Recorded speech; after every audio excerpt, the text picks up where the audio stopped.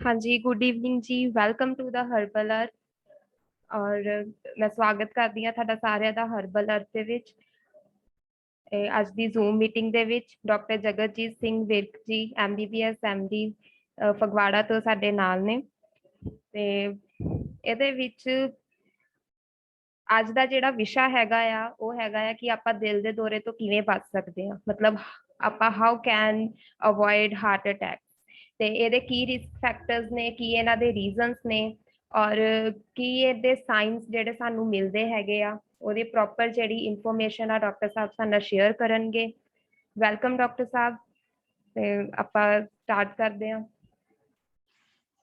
शुक्रिया चेतना जी। जी सर। बहुत ही सत्कारत मेरे भैणों ते भरावों, ਅੱਜ ਆਪਾਂ ਇੱਕ ਬਹੁਤ ਹੀ ਪਹਿਲਾਂ ਤਾਂ ਮੈਂ ਤੁਹਾਡਾ ਸਭ ਦਾ ਇਸ ਵੈਬਿਨਾਰ ਦੇ ਵਿੱਚ ਸਵਾਗਤ ਕਰਦਾ ਹਾਂ।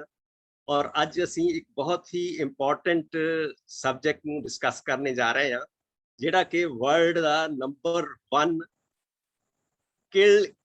ਕਿਲਰ ਹੈ, ਡਿਜ਼ੀਜ਼ ਹੈ, ਕਿਲਰ ਡਿਜ਼ੀਜ਼ ਹੈ, ਜਿਹਨੂੰ ਅਸੀਂ ਹਾਰਟ ਅਟੈਕ ਕਹਿੰਦੇ ਹਾਂ। ਪਹਿਲਾਂ ਆਪਾਂ ਸਮਝਦੇ ਹਾਂ ਕਿ ਹਾਰਟ ਕੀ ਚੀਜ਼ ਹੈਗੀ ਆ। ਹਾਰਟ ਇੱਕ ਮਸਲਸ, ਪੱਠਿਆਂ ਦਾ ਬਣਿਆ ਹੋਇਆ ਆਰਗਨ ਆ, ਜਿਹੜਾ ਕਿ ਇੱਕ ਸਾਡੀ ਮੁੱਠੀ, ਜਿਹੜੀ ਬੰਦ ਮੁੱਠੀ ਹੈ, ਉਹਦੇ ਸਾਈਜ਼ ਦੇ ਬਰਾਬਰ ਹੈ। ਔਰ ਇਹ ਸਾਡੇ ਛਾਤੀ ਦੇ ਵਿੱਚ ਸਾਡੀ ਜਿਹੜੀ ਬ੍ਰੈਸਟ ਬੋਨ ਆ, ਉਹਦੇ ਪਿੱਛੇ ਲਗਾਤਾਰ ਧੜਕ ਰਿਹਾ ਆ, ਜਿਹੜਾ ਕਿ ਤਕਰੀਬਨ 1 ਲੱਖ ਵਾਰੀ ਇੱਕ ਦਿਨ ਦੇ ਵਿੱਚ ਧੜਕਦਾ ਹੈ। ਔਰ ਤਕਰੀਬਨ 2300 ਲੀਟਰ ਜਿਹੜਾ ਕਿ 5000 ਗੈਲਨ ਹੋ ਜਾਂਦਾ ਆ। 23000 ਗੈਲਨ ਤੋਂ 5000 ਗੈਲਨ ਜਿਹੜਾ ਬਲੱਡ ਹੈਗਾ ਆ, ਉਹ ਡੇਲੀ ਇਹ ਪੰਪ ਕਰਦਾ ਹੈ। ਤੇ ਹੁਣ ਅਸੀਂ ਜਾਣਦੇ ਹਾਂ ਕਿ ਹਾਰਟ ਅਟੈਕ ਕੀ ਚੀਜ਼ ਹੈਗੀ ਆ। ਇਹਨੂੰ ਅਸੀਂ ਮਾਇਓਕਾਰਡੀਅਲ ਇਨਫਾਰਕਸ਼ਨ ਵੀ ਕਹਿੰਦੇ ਆ। ਮਾਇਓਕਾਰਡੀਅਲ ਦਾ ਮਤਲਬ ਹੈ ਜਿਹੜੀ ਸਾਡੇ ਹਾਰਟ ਦੇ ਮਸਲ ਹੈ, ਉਹਨਾਂ ਦੀ ਇਨਫਾਰਕਸ਼ਨ, ਉਹਨਾਂ ਦਾ ਡੈਮੇਜ ਹੋ ਜਾਣਾ ਨੂੰ ਅਸੀਂ ਹਾਰਟ ਅਟੈਕ ਕਹਿੰਦੇ ਹੈਗੇ। ਇਹ ਜਿਹੜਾ ਹਾਰਟ ਅਟੈਕ ਹੁੰਦਾ, ਇਹ ਜਦੋਂ ਸਾਡੇ ਮਸਲਸ, ਹਾਰਟ ਦੇ ਮਸਲਸ ਨੂੰ ਪੂਰੀ ਤਰ੍ਹਾਂ ਬਲੱਡ ਨਹੀਂ ਪਹੁੰਚਦਾ, ਉਸ ਵੇਲੇ ਉਹ ਉਸ ਦੀ ਘਾਟ ਦੇ ਕਰਕੇ ਡੈਮੇਜ ਹੋ ਜਾਂਦੇ ਆ, ਉਹ ਕੰਮ ਕਰਨਾ ਆਪਣਾ ਬੰਦ ਕਰ ਦਿੰਦੇ ਆ। ਇਹ ਜਿੰਨਾ ਟਾਈਮ ਅਸੀਂ ਹਾਰਟ ਦੇ ਵਿੱਚ ਬਲੱਡ ਨਹੀਂ ਪਹੁੰਚਦਾ, ਜਿੰਨੀ ਦੇਰ ਤੱਕ, ਉਨਾ ਜ਼ਿਆਦਾ ਡੈਮੇਜ ਅਸੀਂ ਆਪਣੇ ਹਾਰਟ ਨੂੰ ਕਰ ਲੈਂਦੇ ਆ। ਔਰ ਇਹ ਬਲੱਡ ਜਿਹੜਾ ਹੈ ਸਾਡੇ ਹਾਰਟ ਨੂੰ 2 ਮੇਨ ਆਰਟਰੀਜ਼, ਜਿਹੜੀਆਂ ਕਿ ਸ਼ਾਖਾ ਹੁੰਦੀਆਂ ਆ, ਲੈਫਟ ਤੇ ਰਾਈਟ, ਉਹਨਾਂ ਦੇ ਜ਼ਰੀਏ ਇਹ ਸਾਡੇ ਹਾਰਟ ਨੂੰ ਪਹੁੰਚਦਾ ਹੈ। ਜਦੋਂ ਇਹ ਪਾਰਸ਼ਲੀ ਬਲੌਕ ਹੋ ਜਾਂਦੀਆਂ ਆ ਜਾਂ ਬਿਲਕੁਲ ਬਲੌਕ ਹੋ ਜਾਂਦੀਆਂ ਆ ਡਿਊ ਟੂ ਅਥੀਰੋਸਕਲੇਰੋਸਿਸ, ਜਦੋਂ ਕਿ ਉਹਨਾਂ ਦੇ ਵਿੱਚ ਕੋਈ ਕਲੌਟ ਜੰਮ ਜਾਂਦਾ ਆ, ਜਾਂ ਉਹ ਨੈਰੋ ਹੋ ਜਾਂਦੀਆਂ ਆ, ਕਿ ਉਹਦੇ ਵਿੱਚ ਕੈਲਸ਼ੀਅਮ ਦੀ ਮਾਤਰਾ ਜ਼ਿਆਦਾ ਹੋ ਜਾਂਦੀ ਆ, ਤੇ ਉਹਨਾਂ ਚੀਜ਼ਾਂ ਦੇ ਕਰਕੇ ਇਹ ਬਲੌਕ ਹੋ ਜਾਂਦੀਆਂ। ਔਰ ਬਲੱਡ ਦੀ ਸਪਲਾਈ ਜਿਹੜੀ ਆ ਉਹ ਮਸਲਸ ਨੂੰ ਨਹੀਂ ਪਹੁੰਚਦੀ, ਤੇ ਫਿਰ ਉਹ ਮਸਲਸ ਜਿਹੜੇ ਆ ਉਹ ਡੈਮੇਜ ਹੋ ਜਾਂਦੇ ਆ ਤੇ ਆਪਣਾ ਕੰਮ ਕਰਨਾ ਬੰਦ ਕਰ ਦਿੰਦੇ ਆ। ਇਹਦੇ ਸਿੰਪਟਮਸ ਕੀ ਹੁੰਦੇ ਆ, ਕਿਸ ਤਰ੍ਹਾਂ ਸਾਨੂੰ ਪਤਾ ਲੱਗਦਾ ਕਿ ਸਾਨੂੰ ਹਾਰਟ ਅਟੈਕ ਹੋ ਗਿਆ, ਔਰ ਜਾਂ ਸਾਨੂੰ ਇੰਪੈਂਡਿੰਗ ਹਾਰਟ ਅਟੈਕ ਦੇ ਸਿੰਪਟਮਸ ਹੈਗੇ ਆ। ਇਹਦੇ ਨਾਲ ਜਦੋਂ ਕਿਸੇ ਵੀ ਚੀਜ਼ ਨੂੰ ਅਸੀਂ ਆਪਣੇ ਮਸਲਸ ਨੂੰ ਬਲੱਡ ਨਹੀਂ ਪਹੁੰਚਾਉਂਦੇ, ਤਾਂ ਉਹਦੇ ਵਿੱਚ ਪਹਿਲਾਂ ਦਰਦ ਹੁੰਦਾ ਹੈ। ਇਸੇ ਤਰੀਕੇ ਦੇ ਨਾਲ ਇਹਦੇ ਵਿੱਚ ਚੈਸਟ ਦੇ ਵਿੱਚ ਦਰਦ ਹੋਣਾ ਸ਼ੁਰੂ ਹੋ ਜਾਂਦਾ ਹੈਗਾ। ਉਹ ਜਿਹੜੀ ਚੈਸਟ ਦੇ ਵਿੱਚ ਦਰਦ ਹੁੰਦਾ ਆ, ਉਹਦੇ ਨਾਲ ਸਾਨੂੰ ਇੱਕ ਤਰ੍ਹਾਂ ਦੀ ਕਮਜ਼ੋਰੀ ਮਹਿਸੂਸ ਹੁੰਦੀ ਆ। ਫਿਰ ਅਸੀਂ ਬਿਲਕੁਲ ਜਿੱਦਾਂ ਲਾਈਟ ਹੈਡਡ ਹੋ ਕੇ, ਜਿੱਦਾਂ ਫੇਂਟ ਹੋਣ ਦੀ ਸ਼ਕਲ ਦੇ ਵਿੱਚ ਆ ਜਾਂਦੇ ਆ, ਪਸੀਨੇ ਬਹੁਤ ਆਉਣੇ ਸ਼ੁਰੂ ਹੋ ਜਾਂਦੇ ਆ, ਤੇ ਡਿਸਕੰਫਰਟ ਹੋ ਜਾਂਦੀ ਆ। ਔਰ ਇਹ ਪੇਨ ਜਿਹੜਾ ਹੈਗਾ, ਇਹ ਸਾਨੂੰ ਸਿਰਫ ਛਾਤੀ ਵਿੱਚ ਹੀ ਨਹੀਂ ਹੁੰਦਾ, ਸਗੋਂ ਸਾਡੇ ਜਵਾੜੇ ਦੇ ਵਿੱਚ ਵੀ ਜਾ ਸਕਦਾ ਆ, ਸਾਡੇ ਬਾਹਾਂ ਦੇ ਵਿੱਚ ਵੀ ਜਾ ਸਕਦਾ, ਦੋਨਾਂ ਬਾਹਾਂ ਦੇ ਵਿੱਚ ਵੀ ਜਾ ਸਕਦਾ ਆ, ਔਰ ਸਾਡੀ ਬੈਕ ਜਾਂ ਪਿੱਠ ਦੇ ਵਿੱਚ ਵੀ ਜਾ ਸਕਦਾ ਹੈਗਾ ਆ। ਔਰ ਇਹ ਸਾਡੇ ਸ਼ੋਲਡਰਸ ਦੇ ਗੁਣ, ਇੱਕ ਸ਼ੋਲਡਰ ਦੇ ਵਿੱਚ, ਖੱਬੇ ਸ਼ੋਲਡਰ ਦੇ ਵਿੱਚ, ਜਾਂ ਦੂਜੇ ਸ਼ੋਲਡਰ ਦੇ, ਰਾਈਟ ਸ਼ੋਲਡਰ ਦੇ ਵਿੱਚ ਵੀ ਇਹਦਾ ਦਰਦ ਜਿਹੜਾ ਆ ਉਹ ਸਾਨੂੰ ਮਹਿਸੂਸ ਹੋ ਜਾਂਦਾ ਹੈ। ਇਹਦੇ ਕਨਸੀਕੁਐਂਸਿਸ, ਇਹਦੇ ਕੀ ਨਤੀਜੇ ਕੀ ਨਿਕਲਦੇ ਆ ਜਦੋਂ ਇਹ ਹਾਰਟ ਅਟੈਕ ਹੋ ਜਾਂਦਾ। ਤਕਰੀਬਨ 20% ਜਿਹੜੀਆਂ ਇਵੈਂਟਸ ਹੈਗੀਆਂ ਆ ਉਹ ਸਡਨ ਕਾਰਡੀਅਕ ਡੈਥ ਦੀਆਂ ਹੁੰਦੀਆਂ ਆ। ਇਹ ਪਤਾ ਹੀ ਨਹੀਂ ਲੱਗਦਾ ਕਿ ਇਹ ਉਹਦੇ ਨਾਲ ਕੋਈ ਪਹਿਲਾਂ ਤਕਲੀਫ ਹਾਰਟ ਦੀ ਹੋਈ ਸੀ ਜਾਂ ਨਹੀਂ, ਇੱਕਦਮ ਉਦੋਂ ਹੀ ਪਤਾ ਲੱਗਦਾ ਕਿ ਕਿਸੇ ਨੂੰ ਹਾਰਟ ਅਟੈਕ ਹੋ ਗਿਆ ਤੇ ਉਹਦੀ ਮੌਤ ਹੋ ਗਈ। 20% ਲੋਕਾਂ ਨੂੰ ਇਸ ਤਰ੍ਹਾਂ ਹੁੰਦਾ ਆ। 50 ਡੈਥਸ ਜਿਹੜੀਆਂ ਆ ਉਹ ਸਿਰਫ ਕਾਰਡੀਅਕ ਕੋਰਨਰੀ ਆਰਟਰੀ ਡਿਜ਼ੀਜ਼ ਦੇ ਸਡਨ ਫੇਲ ਹੋਣ ਕਰਕੇ ਜਾਂ ਬੰਦ ਹੋਣ ਕਰਕੇ ਹੋ ਜਾਂਦੀਆਂ ਹਨ। ਔਰ ਇਹਦੇ ਵਿੱਚ ਹਾਰਟ ਜਿਹੜਾ ਆ ਮਸਲ ਉਹਦਾ ਡੈਮੇਜ ਹੋ ਜਾਂਦਾ ਆ, ਔਰ ਇਹਦੇ ਵਿੱਚ ਇਹਦੀ ਜਿਹੜੀ ਰਿਦਮ ਹੈਗੀ ਆ, ਜਿਹੜੀ ਇਹ ਪਲਸ ਹੈਗੀ ਆ, ਉਹ ਇਰੈਗੂਲਰ ਹੋ ਜਾਂਦੀ ਹੈ, ਰਿਦਮੀਆ ਹੋ ਜਾਂਦਾ ਆ, ਕਿਉਂਕਿ ਉਹ ਰੈਗੂਲਰ ਪੰਪ ਨਹੀਂ ਕਰਦਾ, ਰੈਗੂਲਰ ਬੀਟ ਨਹੀਂ ਕਰਦਾ। ਤੇ ਫਿਰ ਇਹਦੇ ਨਾਲ ਹੋ ਸਕਦਾ ਕਿ ਅੱਗੇ ਤੋਂ ਇੱਕ ਹਾਰਟ ਅਟੈਕ ਹੋ ਗਿਆ, ਦੂਜੇ ਜਾਂ ਤੀਜੇ ਹਾਰਟ ਅਟੈਕ ਦੀ ਵੀ ਇਹਦੇ ਬਾਅਦ ਦੇ ਵਿੱਚ ਸੰਭਾਵਨਾ ਰਹਿੰਦੀ ਹੈ। ਜਾਂ ਫਿਰ ਇਹ ਜਦੋਂ ਇੱਕ ਹਾਰਟ ਅਟੈਕ ਹੋ ਗਿਆ ਉਸ ਤੋਂ ਬਾਅਦ ਸਟ੍ਰੋਕ, ਜਿਹੜਾ ਕਿ ਬ੍ਰੇਨ ਸਟ੍ਰੋਕ ਹੈ, ਉਹਦੇ ਚਾਂਸਸ ਵੀ ਜ਼ਿਆਦਾ ਹੋ ਜਾਂਦੇ ਆ, ਵੱਧ ਜਾਂਦੇ ਹੈਗੇ ਆ। ਫਿਰ ਕਿਡਨੀ ਪ੍ਰੋਬਲਮਸ ਵੀ ਇਹਦੇ ਨਾਲ ਹਾਰਟ ਅਟੈਕ ਤੋਂ ਬਾਅਦ ਜ਼ਿਆਦਾ ਰਿਸਕ ਹੁੰਦਾ ਹੈਗਾ ਹੈ। ਔਰ ਉਸ ਤੋਂ ਬਾਅਦ ਜਿਹੜੀਆਂ ਪੈਰੀਫਰਲ ਆਰਟਰੀਜ਼, ਜਿਹੜੀਆਂ ਸਾਡੀਆਂ ਲੱਤਾਂ ਦੀਆਂ ਨਾੜੀਆਂ ਹੈਗੀਆਂ, ਆਰਟਰੀਜ਼ ਹੈਗੀਆਂ ਆ, ਉਹਨਾਂ ਦੇ ਵਿੱਚ ਵੀ ਪੈਰੀਫਰਲ ਆਰਟਰੀ ਡਿਜ਼ੀਜ਼ ਜਿਹੜੀ ਹੈਗੀ ਆ ਉਹ ਵੀ ਡਿਵੈਲਪ ਹੋਣ ਦੇ ਚਾਂਸਸ ਇਸ ਤੋਂ ਬਾਅਦ ਜ਼ਿਆਦਾ ਹੈ, ਕਿਉਂਕਿ ਪ੍ਰੋਸੈਸ ਜਿਹੜਾ ਅਥੀਰੋਸਕਲੇਰੋਸਿਸ ਦਾ ਆ ਉਹ ਸਾਰੀ ਬਾਡੀ ਦੇ ਵਿੱਚ ਹੀ ਇੱਕਦਮ ਸ਼ੁਰੂ ਹੁੰਦਾ ਆ। ਔਰ ਸਾਨੂੰ ਪਤਾ ਜਿਹੜਾ ਹੈਗਾ ਆ ਉਹ ਪਹਿਲਾਂ ਹਾਰਟ ਅਟੈਕ ਤੋਂ ਲੱਗਦਾ ਆ, ਕਿਉਂਕਿ ਹਾਰਟ ਨੇ ਕੰਮ ਜਿਹੜਾ ਆ ਉਹ 24 ਘੰਟੇ ਔਰ 27 ਦਿਨ 24 ਘੰਟੇ ਕਰਦਾ ਰਹਿੰਦਾ ਆ। ਔਰ ਉਹਦੇ ਵਿੱਚ ਜਿੰਨੀਆਂ ਵੀ ਥੋੜੀ ਬਹੁਤ ਵੀ ਅਗਰ ਨੁਕਸ ਪੈਂਦਾ ਆ ਤੇ ਉਹ ਸਾਨੂੰ ਜਲਦੀ ਤੋਂ ਜਲਦੀ ਪਤਾ ਲੱਗ ਜਾਂਦਾ ਹੈਗਾ ਆ। ਤੇ ਹੁਣ 1 ਘੰਟੇ ਦੇ ਵਿੱਚ, ਪਿਛਲੇ 1 ਘੰਟੇ ਦੇ ਵਿੱਚ ਸਾਰੇ ਇੰਡੀਆ ਦੇ ਵਿੱਚ ਤਕਰੀਬਨ 350 ਮੌਤਾਂ ਹੋ ਗਈਆਂ ਹਾਰਟ ਅਟੈਕ ਦੇ ਨਾਲ। ਤੁਸੀਂ ਅੰਦਾਜ਼ਾ ਲਗਾ ਸਕਦੇ ਹੋ ਕਿ 1 ਘੰਟੇ ਦੇ ਵਿੱਚ ਔਰ 1 ਮਿੰਟ ਦੇ ਵਿੱਚ ਤਕਰੀਬਨ 6 ਮੌਤਾਂ ਹੋ ਜਾਂਦੀਆਂ ਇੰਡੀਆ ਦੇ ਵਿੱਚ ਹਾਰਟ ਅਟੈਕ ਦੇ ਨਾਲ। ਇਹ ਇੰਨੀ ਇਹਦੀ ਫ੍ਰੀਕੁਐਂਸੀ ਹੈਗੀ ਆ ਔਰ ਕਿੰਨੀ ਜ਼ਬਰਦਸਤ ਔਰ ਭਿਆਨਕ ਬਿਮਾਰੀ ਹੈ। ਇਸ ਤੋਂ ਬਚਣ ਲਈ ਸਾਨੂੰ ਹਰ ਸੰਭਵ ਕੋਸ਼ਿਸ਼ ਕਰਨੀ ਚਾਹੀਦੀ ਹੈਗੀ ਹੈ। ਇਹਦੇ ਰਿਸਕ ਫੈਕਟਰਸ ਕੀ ਆ, ਕਿਹਨਾਂ ਕਾਰਨਾਂ ਕਰਕੇ ਇਹ ਸਾਨੂੰ ਹਾਰਟ ਅਟੈਕ ਰਿਸਕ ਦਿੰਦਾ ਹੈ। ਉਹ ਇੱਕ ਤਾਂ ਹੈ ਏਜ, ਜਿੱਦਾਂ ਸਾਡੀ ਏਜ ਵੱਧਦੀ ਆ ਉਸ ਤਰੀਕੇ ਦੇ ਨਾਲ, ਵੱਧਦੀ ਏਜ ਦੇ ਨਾਲ ਇਹ ਸਾਡਾ ਜਿਹੜੇ ਰਿਸਕ ਹੈਗਾ ਆ ਉਹ ਵੱਧਦਾ ਜਾਂਦਾ ਹੈ। ਕਿਉਂਕਿ ਯੰਗ ਬੰਦਿਆਂ ਨੂੰ ਜਾਂ ਛੋਟੀ ਉਮਰ ਦੇ ਬੰਦਿਆਂ ਨੂੰ, ਬੱਚਿਆਂ ਨੂੰ ਇਹ ਘੱਟ ਹੁੰਦਾ ਆ, ਔਰ ਜ਼ਿਆਦਾ ਉਮਰ ਦੇ ਵਿੱਚ ਇਹ ਜ਼ਿਆਦਾ ਇਹਦੀ ਪ੍ਰੈਵਲੈਂਸ ਹੈਗੀ ਆ। ਫਿਰ ਤੰਬਾਕੂ ਜਿਹੜਾ ਸਮੋਕਿੰਗ ਹੈਗੀ ਆ ਉਹ ਇੱਕ ਬਹੁਤ ਹੀ ਵੱਡਾ ਰਿਸਕ ਫੈਕਟਰ ਹੈਗਾ ਆ। ਫਿਰ ਜਿਨ੍ਹਾਂ ਦਾ ਬਲੱਡ ਪ੍ਰੈਸ਼ਰ ਜ਼ਿਆਦਾ ਹੈ ਉਹ ਵੀ ਇਹਦੇ ਰਿਸਕ ਦੇ ਵਿੱਚ ਆ ਜਾਂਦੇ ਹੈਗੇ ਆ। ਜਿਨ੍ਹਾਂ ਦੀ ਕੋਲੇਸਟ੍ਰੋਲ ਜ਼ਿਆਦਾ ਹੈਗੀ ਆ ਉਹ ਵੀ ਇਹਦੇ ਰਿਸਕ ਦੇ ਵਿੱਚ ਹੈਗੇ ਆ। ਕੋਲੇਸਟ੍ਰੋਲ ਹੋਵੇ ਜਾਂ ਇੱਕ ਟ੍ਰਾਈਗਲਿਸਰਾਈਡ ਹੈਗੇ ਆ, ਜਿਹੜੇ ਕਿ ਤੁਸੀਂ ਅਗਰ ਬਲੱਡ ਟੈਸਟ ਕਰਾਓ ਤਾਂ ਉਹ ਵੀ ਇੱਕ ਰਿਸਕ ਫੈਕਟਰ ਹੈ। ਅੱਜ ਖਾਸ ਕਰਕੇ ਸਾਡੇ ਪੰਜਾਬ ਦੇ ਵਿੱਚ ਬਹੁਤ ਇਹ ਭਿਆਨਕ ਹੈਗੀ ਆ ਚੀਜ਼। ਫਿਰ ਓਬੈਸਿਟੀ, ਸਾਡਾ ਮੋਟਾਪਾ ਜਿਹੜਾ ਹੈਗਾ ਆ ਉਹ ਇੱਕ ਬਹੁਤ ਵੱਡਾ ਰਿਸਕ ਫੈਕਟਰ ਹੈ, ਜਿਹੜਾ ਕਿ ਹਾਰਟ ਅਟੈਕ ਨੂੰ ਜਨਮ ਦਿੰਦਾ ਹੈਗਾ ਹੈ। ਤੇ ਅਗਰ ਅਸੀਂ ਓਬੈਸਿਟੀ ਦੇ ਵਿੱਚ 10% ਆਪਣਾ weight ਘਟਾ ਲੈਂਦੇ ਆ ਤੇ ਅਸੀਂ ਕਾਫੀ ਰਿਸਕ ਜਿਹੜਾ ਆ ਉਹ ਹਾਰਟ ਅਟੈਕ ਦਾ ਘੱਟ ਕਰ ਸਕਦੇ ਹਾਂ। ਇਸ ਕਰਕੇ ਓਬੈਸਿਟੀ ਵੱਲ ਵੀ ਪਿਛਲੇ ਹਫਤੇ ਅਸੀਂ ਓਬੈਸਿਟੀ ਬਾਰੇ ਡਿਸਕਸ ਕੀਤਾ ਸੀ, ਔਰ ਮੈਂ ਸਮਝਦਾ ਹਾਂ ਕਿ ਉਹਦੇ ਤੋਂ ਕਾਫੀ ਤੁਹਾਨੂੰ ਨੌਲੇਜ ਹੋਈ ਹੋਏਗੀ। ਔਰ ਓਬੈਸਿਟੀ ਲਈ ਵੀ ਅਸੀਂ ਬਹੁਤ ਕੁਝ ਕਰ ਸਕਦੇ ਹਾਂ ਤੇ ਆਪਣੇ ਹਾਰਟ ਅਟੈਕ ਦੀ ਰੱਖਿਆ ਕਰ ਸਕਦੇ ਹੈਗੇ। ਫਿਰ ਸ਼ੂਗਰ ਦੀ ਬਿਮਾਰੀ ਜਿਹੜੀ ਹੈ ਉਹ ਵੀ ਇੱਕ ਰਿਸਕ ਫੈਕਟਰ ਹੈ, ਉਹਦੇ ਨਾਲ ਵੀ ਇਹ ਹਾਰਟ ਅਟੈਕ ਦੇ ਚਾਂਸਸ ਬਹੁਤ ਵੱਧ ਜਾਂਦੇ ਹੈਗੇ ਆ। ਤੇ ਇੱਕ ਮੈਟਾਬੋਲਿਕ ਸਿੰਡਰੋਮ ਹੈ, ਮੈਟਾਬੋਲਿਕ ਸਿੰਡਰੋਮ ਦੇ ਬਾਰੇ ਵੀ ਆਪਾਂ ਅੱਗੇ ਜਾ ਕੇ ਡਿਸਕਸ ਕਰਾਂਗੇ ਕਿ ਉਹ ਕੀ ਹੈ। ਫਿਰ ਜਿਨ੍ਹਾਂ ਨੂੰ ਫੈਮਿਲੀ ਹਿਸਟਰੀ ਆ, ਜਿਨ੍ਹਾਂ ਦੇ ਮਾਂ-ਬਾਪ ਨੂੰ ਜਾਂ ਭੈਣ ਭਾਈ ਨੂੰ ਜਾਂ ਉਹਨਾਂ ਦੇ ਦਾਦਾ ਦਾਦੀ ਨੂੰ ਜਾਂ ਘਰ ਦੇ ਵਿੱਚ ਹੋਰ ਵੀ ਕਿਸੇ ਬੰਦੇ ਨੂੰ ਹਾਰਟ ਅਟੈਕ ਪਹਿਲਾਂ ਹੋਇਆ ਆ, ਤੇ ਉਹ ਵੀ ਇੱਕ ਰਿਸਕ ਫੈਕਟਰ ਹੋ ਜਾਂਦਾ ਕਿ ਉਹ ਤੁਹਾਡੇ ਚਾਂਸਸ ਜਿਹੜੇ ਹੈਗੇ ਆ ਉਹ ਵੱਧ ਜਾਂਦੇ ਹੈਗੇ ਆ।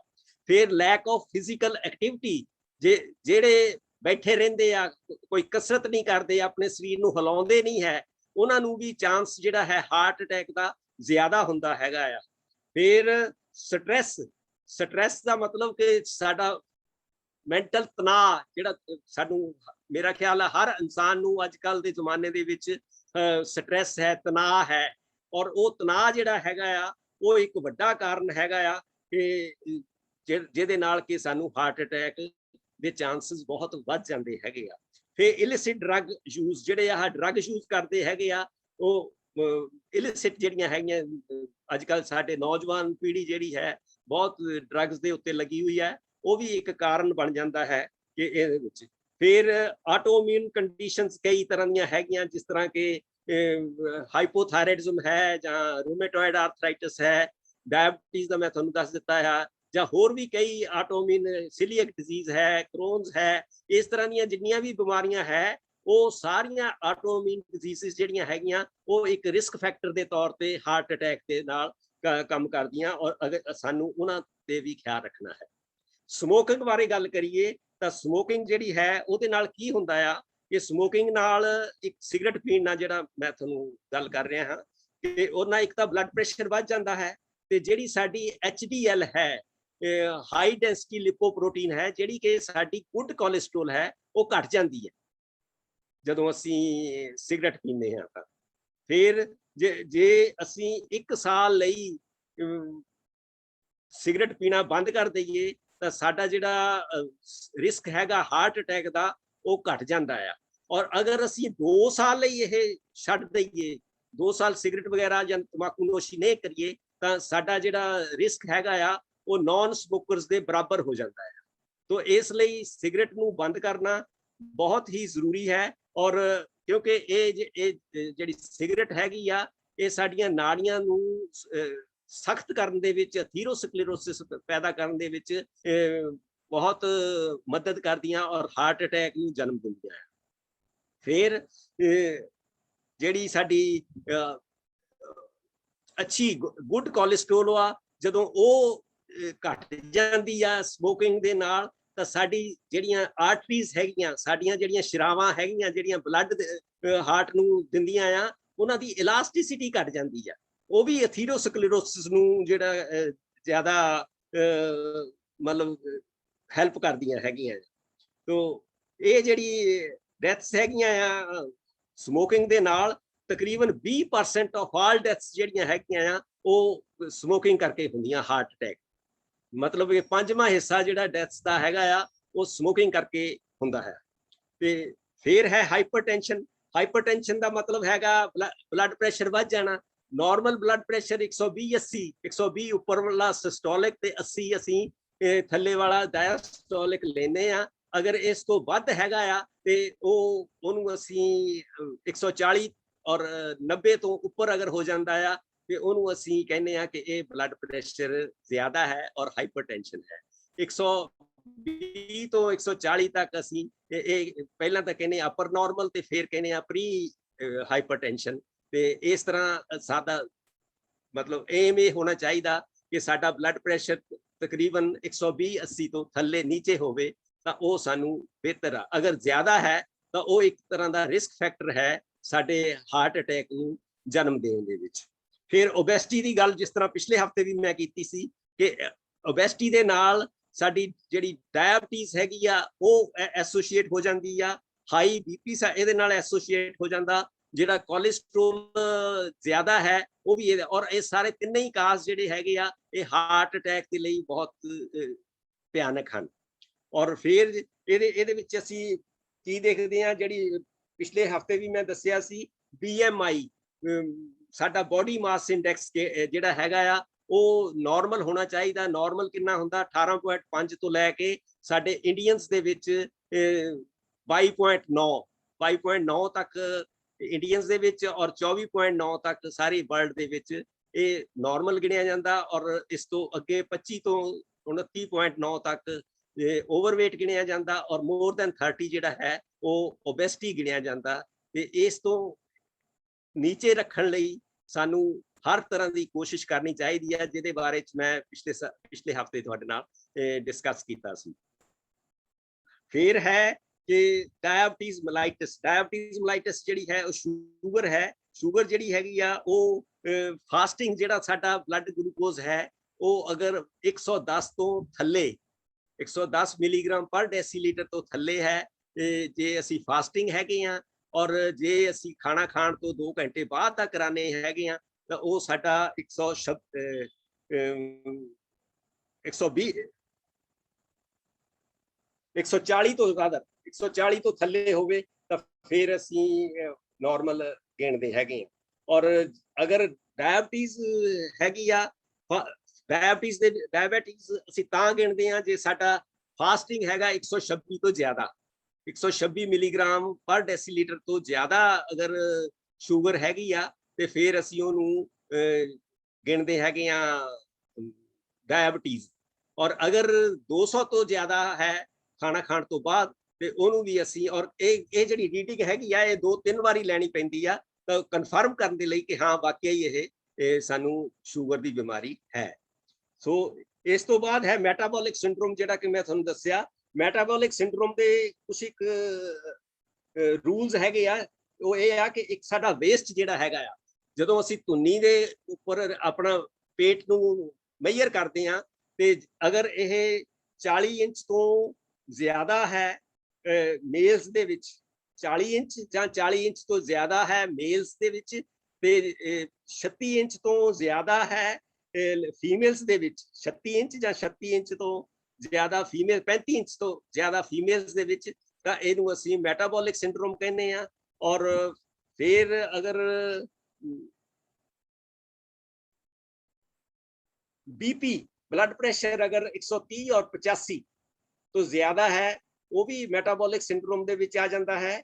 और अगर ट्राईग्लिसराइड ਜਿਹੜੀ ਕਿ ਪਹਿਲਾਂ ਮੈਂ ਗੱਲ ਕੀਤੀ ਆ ਕੋਲੇਸਟ੍ਰੋਲ ਦੇ ਨਾਲ ਅਗਰ ਉਹ 150 ਮਿਲੀਗ੍ਰਾਮ ਪਰ ਡੈਸੀਲੀਟਰ ਤੋਂ ਜ਼ਿਆਦਾ ਆ ਤੇ ਉਹਨੂੰ ਵੀ ਅਸੀਂ ਤੀਜਾ ਪੁਆਇੰਟ ਮੰਨ ਲੈਂਦੇ ਆ ਕਿ ਇਹਦੇ ਮੈਟਾਬੋਲਿਕ ਸਿੰਡਰੋਮ ਦਾ ਹੈ। ਔਰ ਫਿਰ फास्टिंग ब्लड शुगर अगर 100 तो ज्यादा है नॉर्मल तो ਅਸੀਂ 110 तक गिनी सी पर जे 100 तो भी ज्यादा है या फास्टिंग ब्लड शुगर वो भी एक रिस्क फैक्टर मेटाबॉलिक सिंड्रोम ਦਾ ਹੋ ਜਾਂਦਾ ਆ। और ਪੰਜਵਾਂ है HDL ਜਿਹੜੀ ਕਿ गुड कोलेस्ट्रोल है वो ਸਾਡੀ अगर 40 तो घट है मेल्स ਦੇ ਵਿੱਚ ਤੇ 50 ਤੋਂ ਘਟ ਹੈ ਫੀਮੇਲਸ ਦੇ ਵਿੱਚ ਤਾਂ ਅਸੀਂ ਇਹਨੂੰ ਵੀ ਗਿਣ ਲੈਂਦੇ ਹਾਂ ਮੈਟਾਬੋਲਿਕ ਸਿੰਡਰੋਮ ਦਾ। ਔਰ ਮੈਟਾਬੋਲਿਕ ਸਿੰਡਰੋਮ ਜਿਹੜਾ ਹੈ ਇਹ ਰਿਸਕ ਫੈਕਟਰ ਹੋ ਜਾਂਦਾ ਆ ਸ਼ੂਗਰ ਲਈ ਬਲੱਡ ਸ਼ੂਗਰ ਲਈ ਵੀ ਡਾਇਬਟੀਜ਼ ਲਈ ਵੀ ਹਾਰਟ ਅਟੈਕ ਲਈ ਵੀ ਔਰ ਸਾਡੇ ਬਲੱਡ ਪ੍ਰੈਸ਼ਰ ਲਈ ਵੀ। ਔਰ ਅਗਰ ਇਹ ਚੀਜ਼ਾਂ ਹੈ ਇਹਨੂੰ ਵੀ ਕੰਟਰੋਲ ਕਰਨਾ ਜਿਹੜਾ ਹੈ ਉਹ ਸਾਡੇ ਲਈ ਬਹੁਤ ਜ਼ਰੂਰੀ ਹੈ। ਇਸ ਤੋਂ ਬਾਅਦ ਆ ਜਾਂਦੀ ਫਿਜ਼ੀਕਲ ਇਨਐਕਟਿਵਿਟੀ।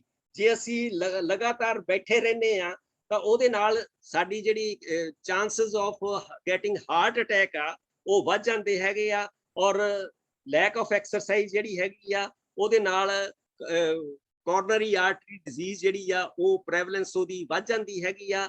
ਔਰ ਇਹਦੇ ਨਾਲ ਐਕਸਰਸਾਈਜ਼ ਜਦੋਂ ਅਸੀਂ ਕਰਦੇ ਆ ਇਹਦੇ ਨਾਲ ਸਾਡਾ ਹਾਰਟ ਜਿਹੜਾ ਹੈਗਾ ਆ ਉਹ ਕਾਫੀ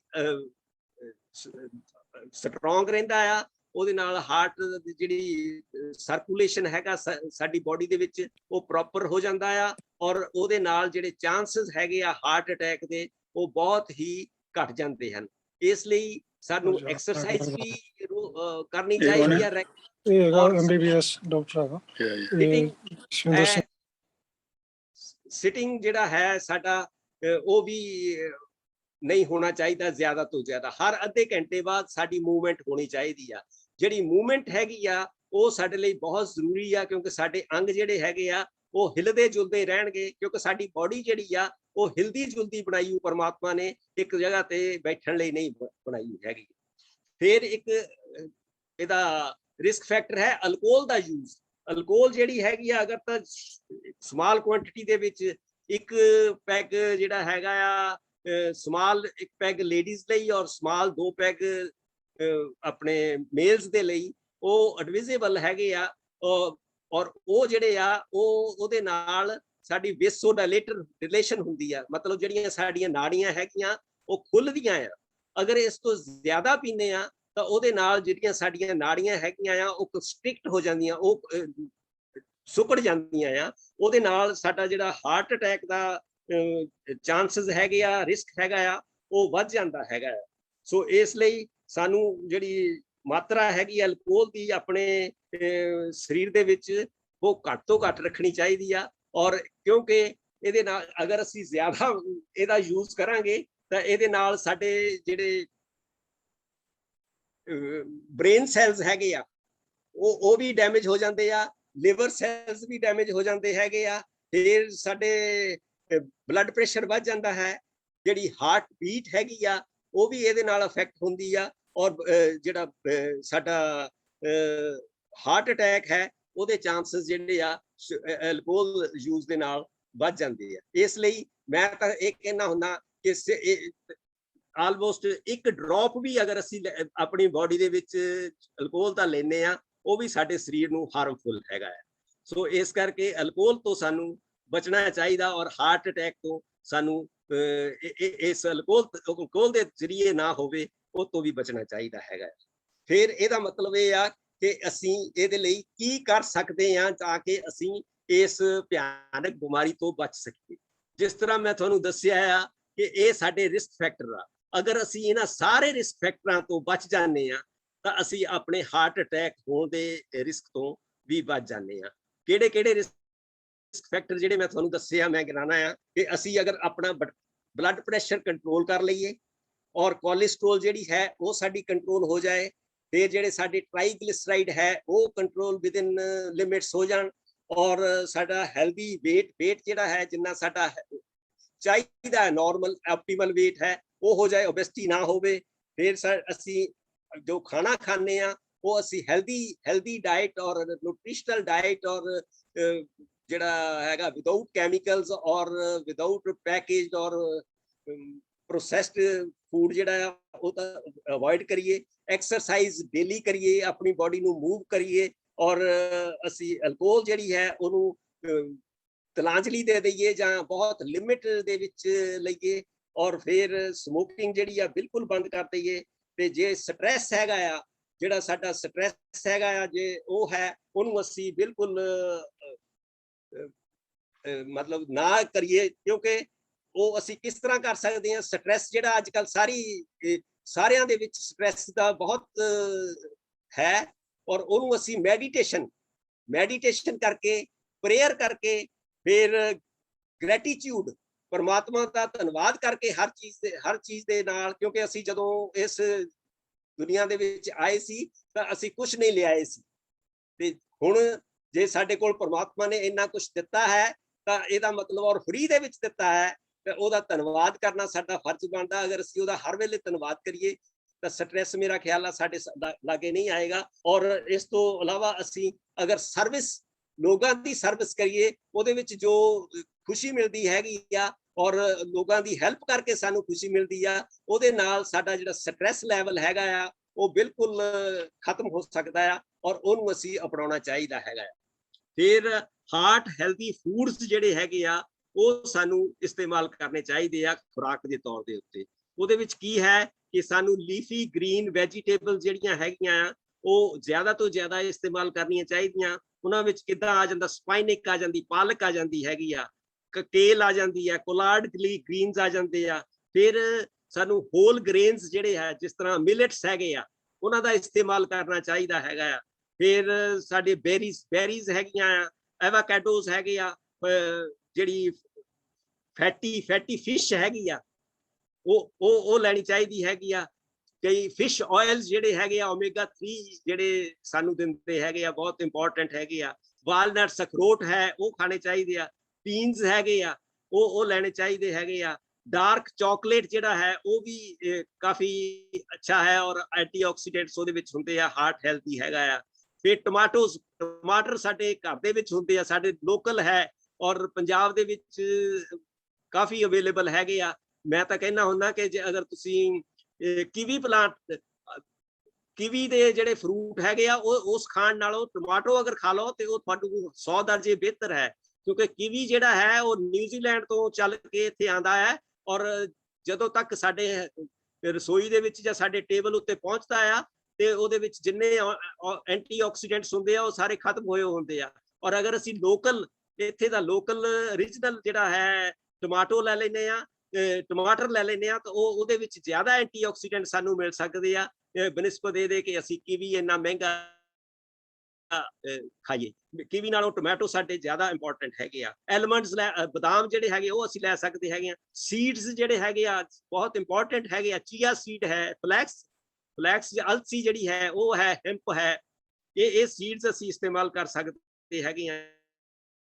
ਇਹ ਗਾਰਲਿਕ ਜਿਹੜਾ ਹੈ, ਗਾਰਲਿਕ ਲਸਣ ਜਿਹਨੂੰ ਅਸੀਂ ਕਹਿੰਦੇ ਆ, ਉਹਦੀਆਂ 2-3 ਤੋਰੀਆਂ ਜਿਹੜੀਆਂ ਹੈਗੀਆਂ ਉਹ ਬਹੁਤ ਹੀ ਇੰਪੋਰਟੈਂਟ ਹੈਗੀਆਂ। ਅਗਰ ਕੱਚੀਆਂ ਅਸੀਂ ਖਾਈਏ, ਉਹਦੇ ਤਰੀਕਾ ਹੈਗਾ ਖਾਣ ਦਾ ਕਿ ਉਹਨੂੰ ਅਸੀਂ ਚਿੱਥ ਕੇ 1-2 ਮਿੰਟ ਲਈ ਚਿੱਥ ਕੇ, ਔਰ ਜਦ ਤੱਕ ਉਹਦਾ ਕੜਤਣ ਜਿਹੜੀ ਹੈਗੀ ਆ ਉਹ ਸਾਡੀ ਜੀਭ ਨੂੰ ਨਹੀਂ ਲੱਗਦੀ, ਉਹਨਾਂ ਚਿਰ ਸਾਨੂੰ ਨਿਕਲਣਾ ਨਹੀਂ ਚਾਹੀਦਾ। ਔਰ ਉਹ ਜਿਹੜੇ ਉਹਦੇ ਵਿੱਚ ਜਿਹੜੀ ਐਲਿਸੀਨ ਹੈ ਉਹ ਬਹੁਤ ਹੀ ਇੰਪੋਰਟੈਂਟ ਹੈਗੀ ਹੈ ਐਂਟੀਆਕਸੀਡੈਂਟ ਸਾਡੀ ਬੋਡੀ ਦੇ ਲਈ। ਔਰ ਉਹਦੀਆਂ 2-3 ਤੋਰੀਆਂ ਜਿਹੜੀਆਂ ਡੇਲੀ ਸਾਨੂੰ ਲੈਣੀਆਂ ਚਾਹੀਦੀਆਂ ਤਾਂ ਕਿ ਸਾਡਾ ਜਿਹੜਾ ਹਾਰਟ ਹੈਗਾ ਆ ਉਹ ਰੈਗੂਲਰ ਰਹੇ ਔਰ ਉਹਦੇ ਵਿੱਚ ਹਾਰਟ ਅਟੈਕ ਦਾ ਖਦਸ਼ਾ ਜਿਹੜਾ ਹੈਗਾ ਉਹ ਬਿਲਕੁਲ ਖਤਮ ਹੋ ਜਾਏ। ਫਿਰ ਅਸੀਂ ਓਲਿਵ ਆਇਲ ਵੀ ਇਸਤੇਮਾਲ ਇਹਦੇ ਵਿੱਚ ਕਰ ਸਕਦੇ ਹੈਗੇ ਆ। ਫਿਰ ਇਮੈਚੁਰ ਸੋਇਆਬੀਨ ਹੈ ਔਰ ਗ੍ਰੀਨ ਟੀ ਹੈ। ਗ੍ਰੀਨ ਟੀ ਜਿਹੜੀ ਹੈ ਉਹਦੇ ਵਿੱਚ ਵੀ ਐਂਟੀਆਕਸੀਡੈਂਟਸ ਹੈਗੇ ਆ, ਤੇ ਕੈਟੇਕਿਨ ਜਿਹੜੇ ਹੈਗੇ ਆ, ਕੈਟੇਕਿਨਸ ਜਿਹੜੇ ਉਹ ਵੀ ਅਸੀਂ ਲੈ ਸਕਦੇ ਆ, ਤੇ ਉਹ ਵੀ ਸਾਨੂੰ ਹਾਰਟ ਹੈਲਦੀ ਬਣਾ ਸਕਦੇ ਹੈਗੇ ਆ।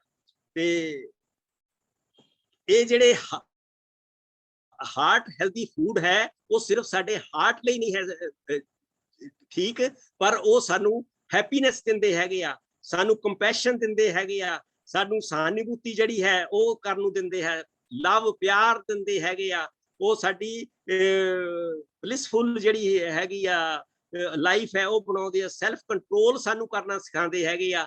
ਫਿਰ ਉਹ ਫੀਅਰਲੈਸਨੈਸ ਸਾਨੂੰ ਦਿੰਦੇ ਹੈ ਦਿਮਾਗੀ ਤੌਰ ਦੇ ਉੱਤੇ, ਔਰ ਪਿਓਰਿਟੀ ਆਫ ਮਾਈਂਡ ਦਿੰਦੇ ਹੈ। ਔਰ ਇਹਦੇ ਨਾਲ ਕੀ ਹੁੰਦਾ, ਇਹ ਜਿੰਨੇ ਵੀ ਸਾਡੇ ਹਾਰਟ ਹੈਲਦੀ ਫੂਡ ਹੈਗੇ ਆ ਇਹ ਸਾਡੇ ਮਾਈਂਡ ਨੂੰ ਵੀ ਦਰੁਸਤ ਕਰਦੇ ਆ। ਜੇ ਮਾਈਂਡ ਸਾਡਾ ਦਰੁਸਤ ਹੈਗਾ ਆ ਤੇ ਸਾਨੂੰ ਸਟ੍ਰੈਸ ਜਿਹੜਾ ਹੈ ਉਹ ਅਸਰ ਨਹੀਂ ਕਰਦਾ।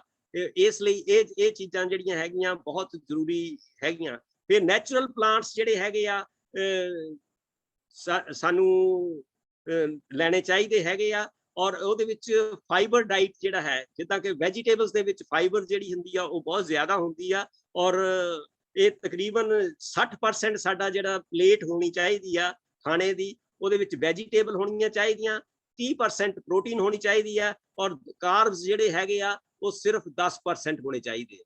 ਸੋ ਇਸ ਤਰ੍ਹਾਂ ਅਗਰ ਅਸੀਂ ਆਪਣੀ ਪਲੇਟ ਜਿਹੜੀ ਖਾਣੇ ਵਾਲੀ ਪਲੇਟ ਹੈ ਉਹਦਾ ਵਿਭਾਜਨ ਕਰੀਏ ਤਾਂ ਮੇਰਾ ਖਿਆਲ ਆ ਕਿ ਅਸੀਂ ਕਾਫੀ ਚੀਜ਼ਾਂ ਤੋਂ ਹਾਰਟ ਅਟੈਕ ਔਰ ਹੋਰ ਜਿਹੜੀਆਂ ਦਿਮਾਗੀ ਬਿਮਾਰੀਆਂ ਹੈਗੀਆਂ ਉਹਨਾਂ ਤੋਂ ਬਚ ਸਕਦੇ ਹਾਂ। ਇਹਦੇ ਵਿੱਚ ਐਪਲਸ ਆ ਜਾਂਦੇ, ਸੇਬ ਆ ਜਾਂਦੇ ਆ, ਬੀਟਸ ਜਿਹੜੀਆਂ ਚੁਕੰਦਰ ਆ ਜਾਂਦੀ ਹੈਗੀ ਆ, ਬੈਰੀਜ਼ ਆ ਜਾਂਦੀਆਂ, ਐਪਰੀਕੋਟ ਜਿਹੜਾ ਹੈ ਉਹ ਆ ਜਾਂਦਾ ਹੈ ਫਰੂਟ ਦੇ ਵਿੱਚ, ਕੈਰਟਸ ਜਿਹੜੀਆਂ ਗਾਜਰਾਂ ਹੈਗੀਆਂ ਉਹ ਆ ਜਾਂਦੀਆਂ ਹੈਗੀਆਂ, ਸਿਟਰਸ ਫਰੂਟ ਜਿੰਨੇ ਵੀ ਆ, ਨਿੰਬੂ ਜਾਤੀ ਦੀਆਂ ਹੈਗੇ ਆ ਫਰੂਟਸ ਉਹ ਆ ਜਾਂਦੇ ਹੈ, ਚੁਕੰਦਰ ਮੈਂ ਦੱਸੇ ਦਿੱਤਾ ਹੈ। ਤੇ ਇਹਨਾਂ ਸਾਰਿਆਂ ਦੇ ਵਿੱਚ ਸੋਲੂਬਲ ਫਾਈਬਰ ਹੁੰਦੀ ਆ, ਔਰ ਸੋਲੂਬਲ ਫਾਈਬਰ ਜਿਹੜੀ ਹੈਗੀ ਆ ਉਹ ਸਾਡੇ ਸਰੀਰ ਲਈ ਬਹੁਤ ਵਧੀਆ ਹੁੰਦੀ ਆ, ਕਿਉਂਕਿ ਉਹਦੇ ਨਾਲ ਜਿਹੜੀ ਸ਼ੂਗਰ ਹੈਗੀ ਆ ਉਹਦਾ ਜਿਹੜੀ ਅਬਜ਼ੌਰਪਸ਼ਨ ਹੈਗੀ ਆ ਉਹ ਡਿਲੇ ਹੋ ਜਾਂਦੀ ਆ ਔਰ ਇੱਕਦਮ ਉਹ ਸਪਾਈਕ ਨਹੀਂ ਕਰਦੀ। ਸੋ ਇਹ ਲੈਣੀਆਂ ਚਾਹੀਦੀਆਂ ਹੈ। ਇਹਨਾਂ ਵਿੱਚ ਐਂਟੀਆਕਸੀਡੈਂਟਸ ਬਹੁਤ ਹੁੰਦੇ ਆ, ਵਿਟਾਮਿਨ ਸੀ ਬਹੁਤ ਹੁੰਦਾ ਹੈ, ਔਰ ਇਹ ਫਾਈਟੋ ਨਿਊਟ੍ਰੀਐਂਟਸ ਹੈਗੇ ਆ ਇਹਨਾਂ ਦੇ ਵਿੱਚ। ਔਰ ਇਹ ਜਿਹੜੀ ਐਂਟੀਆਕਸੀਡੈਂਟਸ ਹੈਗੇ ਆ ਇਹ ਸਾਡੇ ਸਰੀਰ ਦੇ ਵਿੱਚ ਜਿਹੜੀ ਹਾਰਟ ਅਟੈਕ ਦੀ ਆਕਸੀਡੇਸ਼ਨ ਹੈ, ਆਕਸੀਡੇਸ਼ਨ ਦਾ ਮਤਲਬ ਹੈ ਕਿ ਜਿਹੜੀ ਸਾਡੀ ਹਾਰਟ ਦੇ ਵਿੱਚ ਕੋਰਨਰੀ ਆਰਟਰੀਜ਼ ਹੈਗੀਆਂ ਉਹਨਾਂ ਦੇ ਅੰਦਰ ਜਿਹੜੀ ਕੋਲੇਸਟ੍ਰੋਲ ਜੰਮ ਜਾਂਦੀ ਹੈਗੀ ਆ ਉਸ ਦੀ ਆਕਸੀਡੇਸ਼ਨ ਕਰਕੇ ਉਹਦੇ ਉੱਤੇ ਇਨਫਲੇਮੇਸ਼ਨ ਹੋ ਜਾਂਦੀ ਆ, ਔਰ ਉਹ ਇਨਫਲੇਮੇਸ਼ਨ ਜਿਹੜੀ ਹੈਗੀ ਆ ਉਹਨੂੰ ਇਹ ਰੋਕਦੀ ਆ ਐਂਟੀਆਕਸੀਡੈਂਟਸ ਜਿਹੜੇ ਸਾਡੇ ਖਾਣੇ ਦੇ ਵਿੱਚੋਂ ਅਸੀਂ ਲੈਂਦੇ ਆ।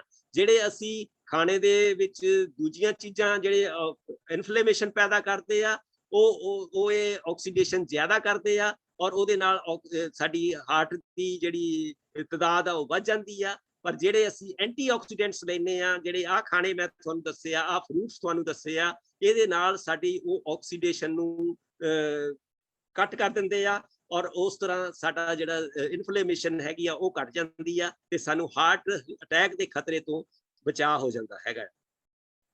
ਤੇ ਫਿਰ ਅਸੀਂ ਅਵੋਇਡ ਕਿਹੜੇ ਫੂਡ ਕਰਨੇ ਹੈਗੇ ਆ ਇਹਦੇ ਵਿੱਚ, ਇਹ ਜਿੰਨੇ ਵੀ ਰਿਫਾਈਨਡ ਹੈ, ਰਿਫਾਈਨਡ ਆਟਾ ਹੋਵੇ, ਰਿਫਾਈਨਡ ਸਾਲਟ ਹੋਵੇ, ਰਿਫਾਈਨਡ ਆਇਲਸ ਹੋਣ, ਰਿਫਾਈਨਡ ਸ਼ੂਗਰ ਹੋਵੇ, ਇਹ ਸਾਰੇ ਜਿਹੜੇ ਹੈਗੇ ਆ ਸਾਨੂੰ ਅਵੋਇਡ ਕਰਨੇ ਚਾਹੀਦੇ।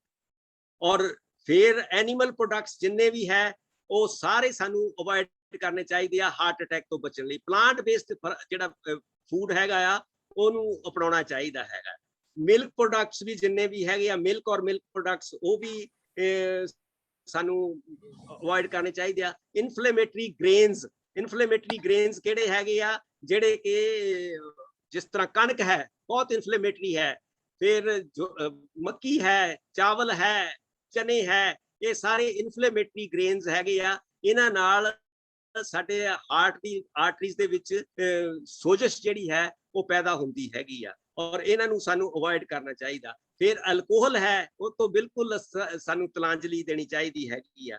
ਔਰ ਇਹ ਸਾਰਿਆਂ ਨੂੰ ਅਸੀਂ ਡੈਡ ਫੂਡਸ ਕਹਿੰਦੇ ਆ। ਡੈਡ ਫੂਡਸ, ਇਹਨਾਂ ਵਿੱਚ ਕੋਈ ਵੀ ਮਤਲਬ ਸਾਨੂੰ ਤਾਕਤ ਦੇਣ ਦੀ ਜਾਂ ਸਾਨੂੰ ਲਾਈਫ ਦੇਣ ਦੀ ਕੋਈ ਸਮਰੱਥਾ ਨਹੀਂ ਹੁੰਦੀ। ਇਸ ਕਰਕੇ ਸਾਨੂੰ ਡੈਡ ਫੂਡ ਜਿਹੜੇ ਆ ਉਹ ਅਵੋਇਡ ਕਰਨੇ ਚਾਹੀਦੇ ਆ। ਇਹ ਡੈਡ ਫੂਡ ਕਰਦੇ ਕੀ ਆ? ਇਹ ਡੈਡ ਫੂਡ ਕਰਦੇ ਸਾਨੂੰ ਐਂਗਜ਼ਾਇਟੀ ਦਿੰਦੇ ਆ, ਸਾਨੂੰ ਗੁੱਸਾ ਦਿੰਦੇ ਹੈਗੇ ਆ, ਸਾਨੂੰ ਈਗੋ ਦਿੰਦੇ ਹੈਗੇ ਆ, ਸਾਨੂੰ ਇੰਪੇਸ਼ੈਂਸ ਦਿੰਦੇ ਹੈਗੇ ਆ, ਸਾਡੇ ਮਨ ਦੇ ਵਿੱਚ ਡਰ ਪੈਦਾ ਕਰਾਉਂਦੇ ਹੈਗੇ ਆ, ਡਿਪਰੈਸ਼ਨ ਦਿੰਦੇ ਹੈ, ਲੇਜ਼ੀਨੈਸ। ਇਹਦੇ ਨਾਲ ਅਸੀਂ ਬਹੁਤ ਆਲਸੀ ਹੋ ਜਾਂਦੇ ਆ ਔਰ ਇਹ ਸਾਨੂੰ ਟਾਇਰਡ ਕਰ ਦਿੰਦੇ ਆ। ਇਹਨਾਂ ਸਾਰਿਆਂ ਕਰਕੇ ਵੈਸੇ ਤਾਂ ਲੋਕ ਕਹਿੰਦੇ ਆ ਜੀ ਕਿ ਮੈਂ ਤਾਂ ਕੁਝ ਕੀਤਾ ਹੀ ਨਹੀਂ, ਮੈਨੂੰ ਆਲਸ ਜੀ ਬਹੁਤ ਰਹਿੰਦੀ ਆ, ਮੈਨੂੰ ਟਾਇਰਡਨੈਸ ਹੋ ਜਾਂਦੀ ਆ, ਲੇਜ਼ੀਨੈਸ ਹੈਗਾ। ਉਹ ਇਹ ਜਿਹੜੇ ਸਾਰੇ ਜਿੰਨੇ ਫੂਡ ਤੁਹਾਨੂੰ ਦੱਸੇ ਆ ਡੈਡ ਫੂਡ, ਇਹੀ ਕੰਮ ਕਰਦੇ ਹੈਗੇ ਆ ਕਿ ਸਾਨੂੰ ਮਤਲਬ ਇਸ ਤਰ੍ਹਾਂ ਦੀਆਂ ਪ੍ਰੋਬਲਮ ਸਾਨੂੰ ਦੇ ਦਿੰਦੇ ਹੈਗੇ ਆ।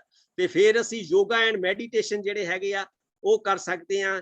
ਯੋਗਾ ਦੇ ਵਿੱਚ ਸਾਨੂੰ ਜਿਹੜਾ ਕਾਰਡੀਓਵੈਸਕੂਲਰ ਹੈਲਥ ਹੈਗੀ ਆ ਉਹ ਇੰਪਰੂਵ ਹੋ ਜਾਂਦੀ ਆ। ਸਾਡੀ ਲੰਗ ਕਪੈਸਿਟੀ ਜਿਹੜੀ ਹੈ, ਸਾਹ ਲੈਣ ਦੀ ਸ਼ਕਤੀ ਹੈਗੀ ਉਹ ਵੱਧ ਜਾਂਦੀ ਹੈਗੀ ਆ।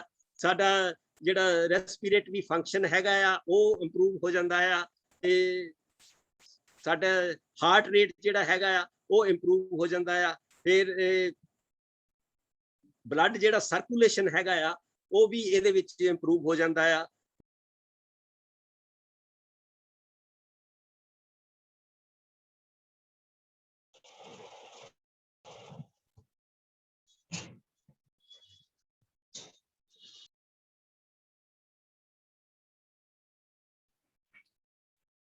ਜੀ ਸਰ, ਆਵਾਜ਼ ਨਹੀਂ ਆ ਰਹੀ ਤੁਹਾਡੀ।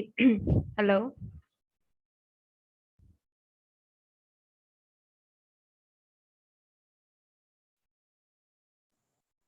ਹਾਂਜੀ, ਹੈਲੋ। ਹਾਂਜੀ ਹਾਂਜੀ ਸਰ, ਆ ਰਹੀ ਹੈ ਹੁਣ। ਜੀ ਹਾਂ, ਤੇ ਮੈਂ ਦੱਸ ਰਿਹਾ ਸੀ ਕਿ ਜਿਹੜੀ ਮੈਡੀਟੇਸ਼ਨ ਹੈਗੀ ਆ ਉਹ ਸਾਨੂੰ ਸਾਡੇ ਸਟ੍ਰੈਸ ਲੈਵਲ ਨੂੰ ਘਟਾ ਦਿੰਦੀ ਆ, ਔਰ ਨਾਟ ਓਨਲੀ ਘਟਾ ਦਿੰਦੀ ਆ, ਬਿਲਕੁਲ ਸਟ੍ਰੈਸ ਸਾਡਾ ਲੈਵਲ ਖਤਮ ਕਰ ਦਿੰਦੀ ਆ।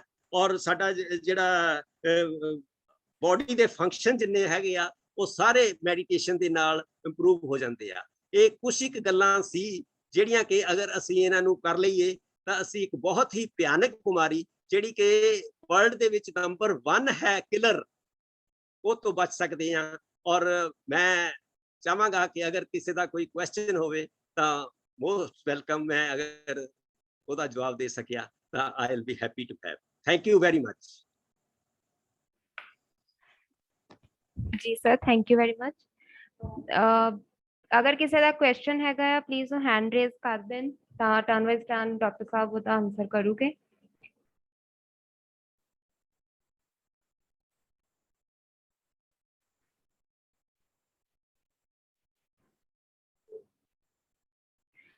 ਜੀ ਡਾਕਟਰ ਸਾਹਿਬ, ਮੇਰਾ ਇੱਕ ਕੁਐਸਚਨ ਹੈ। ਚਲੋ ਜਦ ਤੱਕ ਕੋਈ ਹੈਂਡ ਰੇਜ਼ ਕਰਦਾ ਤੇ ਮੈਂ ਕੁਐਸਚਨ ਜ਼ਰੂਰ ਪੁੱਛਣਾ ਚਾਹੂੰਗੀ। ਜਿਹੜੇ ਆ ਅੱਜ ਕੱਲ ਬਹੁਤ ਹੀ ਘੱਟ ਉਮਰ ਦੇ ਵਿੱਚ ਜਿਹੜੇ ਹਾਰਟ ਅਟੈਕਸ ਆ ਰਹੇ ਆ, ਜਿੱਦਾਂ ਕਿ ਲਾਈਕ ਮੇਰੇ ਹਿਸਾਬ ਨਾਲ 30 to 45 ਦੀ ਏਜ ਦੇ ਵਿੱਚ ਜਿਹੜੇ ਇੰਨੇ ਜ਼ਿਆਦਾ ਇਹਦੇ ਚੱਲ ਰਹੇ ਹੈਗੇ ਆ ਹਾਰਟ ਅਟੈਕ ਦੀ ਪ੍ਰੋਬਲਮ, ਆਪਾਂ ਨਿਊਜ਼ 'ਚ ਵੀ ਕਾਫੀ ਦੇਖ ਰਹੇ ਆ। ਇਹਨਾਂ ਦੇ ਕੀ ਰੀਜ਼ਨਸ ਹੈਗੇ ਕਿ ਇੰਨੀ ਘੱਟ ਉਮਰ ਦੇ ਵਿੱਚ ਆਪਾਂ ਕਹਿ ਸਕਦੇ ਆ ਕਿ ਇੰਨੀ ਘੱਟ ਉਮਰ 'ਚ ਤਾਂ ਆਪਾਂ ਐਕਟਿਵ ਵੀ ਕਾਫੀ ਆ, ਐਕਸਰਸਾਈਜ਼ ਵੀ ਅਗਰ ਕਰ ਰਹੇ ਆ, ਪ੍ਰੋਪਰ ਸਾਡੀ ਡਾਈਟ ਵੀ ਗੁੱਡ ਹੈਗੀ ਆ, ਫਿਰ ਕੀ ਰੀਜ਼ਨਸ ਆਉਂਦੇ ਆ ਇਹਦੇ ਵਿੱਚ? ਇਹਦਾ ਰੀਜ਼ਨ ਇਹੀ ਜਿਹੜੇ ਕਾਰਨ ਮੈਂ ਦੱਸੇ ਆ ਇਹਨਾਂ ਵਿੱਚੋਂ ਹੀ ਆ। ਇਹਨਾਂ ਵਿੱਚੋਂ ਇੱਕ ਤਾਂ ਕਾਰਨ ਇਹ ਆ ਕਿ ਜਿਹੜੇ ਅੱਜ ਦਾ ਯੂਥ ਹੈਗਾ ਆ ਉਹ ਘਰ ਕੋਈ ਖਾਣਾ ਬਣਾ ਕੇ ਰਾਜੀ ਨਹੀਂ ਹੈ। ਤੁਸੀਂ ਇਹ ਦੇਖ ਲਓ ਕਿ ਜਿੰਨੇ ਵੀ ਯੂਥ ਹੈ ਉਹ ਸਾਰੇ ਹੀ ਮਤਲਬ ਬਾਹਰ ਖਾਣਾ ਖਾਣ ਦੇ ਆਦੀ ਹੋ ਚੁੱਕੇ ਆ। ਜਿੰਨੇ ਵੀ ਨਵੇਂ ਮੈਂ ਕਪਲਸ ਦੇਖਦਾ ਹੈਗਾ, ਉਹਨਾਂ ਨੇ ਸ਼ਾਮ ਦਾ ਕਦੀ ਵੀ ਖਾਣਾ ਘਰ ਨਹੀਂ ਬਣਾਇਆ। ਬਿਲਕੁਲ ਔਰ ਸਾਰੇ ਦੇ ਸਾਰੇ ਉਹ ਬਾਹਰ ਰੇਹੜੀਆਂ ਦੇ ਉੱਤੇ ਲੱਗੇ ਹੁੰਦੇ ਆ ਔਰ ਉੱਥੋਂ ਖਾਣਾ ਖਾਂਦੇ ਆ। ਦੂਸਰੀ ਚੀਜ਼, ਜਦੋਂ ਰਾਤ ਨੂੰ 2 ਵਜੇ ਤੱਕ ਉਹਨਾਂ ਨੇ ਸੌਣਾ ਨਹੀਂ ਹੈ ਤਾਂ ਸਵੇਰ ਨੂੰ ਐਕਸਰਸਾਈਜ਼ ਦਾ ਉਹਨਾਂ ਦਾ ਕੋਈ ਸਵਾਲ ਹੀ ਪੈਦਾ ਨਹੀਂ ਹੁੰਦਾ। ਉਹਨਾਂ ਦੀ ਜਿਹੜੀ ਸਲੀਪਿੰਗ ਹੈਬਿਟਸ ਹੈਗੀਆਂ ਉਹ ਸਾਰੀਆਂ ਹੀ ਗਲਤ ਹੋ ਗਈਆਂ ਆ। ਰਾਤ ਦੇ 1-1, 2-2 ਵਜੇ ਤੱਕ ਉਹ ਸੌਂਦੇ ਨਹੀਂ ਹੈਗੇ, ਔਰ ਜਦੋਂ ਰਾਤ ਨੂੰ ਸੌਂਦੇ ਨਹੀਂ ਹੈ ਤਾਂ ਸਵੇਰੇ 10-11 ਵਜੇ ਤੋਂ ਪਹਿਲਾਂ ਉਹਨਾਂ ਨੇ ਉੱਠਣਾ ਨਹੀਂ ਹੈ। ਸੋ ਇਸ ਤਰ੍ਹਾਂ ਦੀਆਂ ਜਿਹੜੀਆਂ ਗੱਲਾਂ ਹੈਗੀਆਂ ਆ, ਇਹ ਸਾਰੀਆਂ, ਫਿਰ ਖਾਣਾ ਜਿਹੜਾ ਹੈਗਾ, ਜਿਸ ਤਰ੍ਹਾਂ ਮੈਂ ਤੁਹਾਨੂੰ ਦੱਸਿਆ ਕਿ ਖਾਣੇ ਦੇ ਵਿੱਚ ਸਾਰੀ ਕੁਤਾਹੀ ਆ, ਫਿਰ ਉਹਨਾਂ ਦੀ ਐਕਸਰਸਾਈਜ਼ ਦੇ ਵਿੱਚ ਕੁਤਾਹੀ ਆ, ਫਿਰ ਉਹਨਾਂ ਦੀ ਸਲੀਪ ਦੇ ਵਿੱਚ ਕੁਤਾਹੀ ਹੈਗੀ ਆ। ਫਿਰ ਅੱਜ ਦਾ ਯੂਥ ਜਿਹੜਾ ਹੈਗਾ ਉਹ ਇੰਨਾ ਚਿੜਚਿੜਾ ਹੋ ਗਿਆ, ਇੰਨਾ ਸਟ੍ਰੈਸ ਲੈਵਲ ਹੋ ਗਿਆ। ਤੁਸੀਂ ਦੇਖ ਲਓ ਕਿ ਜਿਹੜੀਆਂ ਕੰਪਨੀਆਂ ਹੈਗੀਆਂ, ਕੰਪਨੀਆਂ ਦੇ ਵਿੱਚ ਜਿੰਨੇ ਵੀ ਲੋਕ ਕੰਮ ਕਰਦੇ ਆ ਉਹਨਾਂ ਨੂੰ ਟਾਰਗੇਟਸ ਦੇ ਦਿੰਦੇ ਆ, ਔਰ ਉਹ ਟਾਰਗੇਟਸ ਦੇ ਨਾਲ ਹੀ ਉਹਨਾਂ ਦਾ ਬੁਰਾ ਹਾਲ ਹੋ ਜਾਂਦਾ, ਔਰ ਉਹ ਇੰਨਾ ਕੁ ਮਤਲਬ ਸਟ੍ਰੈਸ ਦੇ ਵਿੱਚ ਹੁੰਦੇ ਆ ਕਿ ਉਹ ਮਤਲਬ ਕਿਹਾ ਨਹੀਂ ਜਾ ਸਕਦਾ ਕਿ ਕਿੰਨੇ ਕੁ ਹੁੰਦੇ ਹੈਗੇ ਆ। ਸੋ ਇਹ ਸਾਰੀਆਂ ਗੱਲਾਂ ਜਿਹੜੀਆਂ ਆ ਜਦੋਂ ਐਗਰੇਵੇਟ ਹੋ ਜਾਂਦੀਆਂ ਔਰ ਮਲਟੀਪਲਾਈ ਹੋ ਜਾਂਦੀਆਂ ਆ ਤਾਂ ਉਹ ਕਾਰਨ ਬਣ ਜਾਂਦਾ ਆ ਕਿ ਤੁਹਾਡੀ ਜਿਹੜੀ ਇਮਿਊਨਿਟੀ ਹੈਗੀ ਆ ਉਹ ਲੋ ਹੋ ਜਾਂਦੀ ਆ, ਔਰ ਇਮਿਊਨਿਟੀ ਲੋ ਕਾਰਨ ਤੁਹਾਨੂੰ ਕੋਈ ਵੀ ਬਿਮਾਰੀ, ਜਿਹੜੀ ਤੁਰੀ ਜਾਂਦੀ ਬਿਮਾਰੀ ਵੀ ਆ, ਉਹ ਵੀ ਤੁਹਾਨੂੰ ਫੜ ਲੈਂਦੀ ਆ। ਹਾਰਟ ਅਟੈਕ ਦੀ ਤਾਂ ਗੱਲ ਹੀ ਛੱਡੋ। ਜੀ ਡਾਕਟਰ ਸਾਹਿਬ, ਜਿੰਨੀਆਂ ਵੀ ਤੁਸੀਂ ਮਤਲਬ ਗੱਲਾਂ ਦੱਸੀਆਂ, ਪ੍ਰੋਪਰ ਇੱਕ ਚੀਜ਼ ਨੂੰ ਸਹੀ ਤਰੀਕੇ ਨਾਲ, ਕੀ ਉਹਦੇ ਰਿਸਕ ਫੈਕਟਰਸ ਹੈ, ਕੀ ਸਾਨੂੰ ਫੂਡ ਕੰਜ਼ਿਊਮ ਕਰਨਾ ਚਾਹੀਦਾ, ਕਿਹੜੇ ਫੂਡ ਸਾਨੂੰ ਅਵੋਇਡ ਕਰਨੇ ਚਾਹੀਦੇ ਆ, ਤੇ ਬੜੇ ਕਲੀਅਰਲੀ ਮੈਂ ਚਾਹੁੰਦੀ ਹਾਂ ਕਿ ਸਾਰੇ ਨੋਟਸ ਬਣਾਇਆ ਕਰੋ ਇਹਨਾਂ ਚੀਜ਼ਾਂ ਦੇ, ਤਾਂ ਕਿ ਤੁਹਾਨੂੰ ਕਲੀਅਰਲੀ ਹਰ ਚੀਜ਼ ਜਿਹੜੀ ਆ ਤੁਸੀਂ ਉਹਨੂੰ ਪੁਆਇੰਟਸ ਨੂੰ ਸਟੱਡੀ ਕਰੋ ਪ੍ਰੋਪਰ, ਤੁਹਾਡੇ ਜਿਹੜੇ ਕੁਐਸਚਨਸ ਆ ਅਸੀਂ ਲੈ ਸਕੀਏ। ਤੇ ਅੱਜ ਦਾ ਸੈਸ਼ਨ ਆਪਾਂ ਇੱਥੇ ਸਟਾਪ ਕਰਦੇ ਹਾਂ। ਤੇ ਬਹੁਤ ਜ਼ਿਆਦਾ ਪ੍ਰੋਪਰ ਸਾਨੂੰ ਇਨਫੋਰਮੇਸ਼ਨ ਜਿਹੜੀ ਆ ਉਹ ਮਿਲੀ ਹੈਗੀ ਆ, ਤੇ ਆਪਾਂ ਨੈਕਸਟ ਵੀ ਜ਼ਰੂਰ ਏਦਾਂ ਦੀਆਂ ਇਨਫੋਰਮੇਟਿਵ ਟੌਪਿਕਸ ਲੈ ਕੇ, ਤਾਂ ਕਿ ਸਾਰਿਆਂ ਨੂੰ ਪ੍ਰੋਪਰ ਆਪਣੀ ਜਿਹੜੀ ਬੋਡੀ ਵਾਸਤੇ ਜਿਹੜੀ ਪ੍ਰੋਪਰ ਇਨਫੋਰਮੇਸ਼ਨ ਮਿਲ ਸਕੇ। ਡਾਕਟਰ ਸਾਹਿਬ, ਹਾਂਜੀ, ਆਪਾਂ ਇਦਾਂ ਦਾ ਕਿਹੜਾ ਫੂਡ ਲੈ ਸਕਦੇ ਆ ਜਿਹਨਾਂ ਬਲੋਕੇਜ ਆਵੇ ਹੀ ਨਾ ਆਪਣੇ ਬੋਡੀ ਦੇ ਅੰਦਰ? ਮੈਂ ਸਾਰੇ ਫੂਡ ਦੱਸਿਆ, ਇੱਕ ਫੂਡ ਨਹੀਂ ਹੈ, ਇਹ ਸਾਰੇ ਫੂਡ ਸਾਨੂੰ ਲੈਣੇ ਚਾਹੀਦੇ ਆ। ਪਲਾਂਟ ਬੇਸਡ ਫੂਡ ਚਾਹੀਦੇ ਆ, ਹੋਲ ਗ੍ਰੇਨ ਫੂਡ ਚਾਹੀਦੇ ਹੈਗੇ ਆ, ਔਰ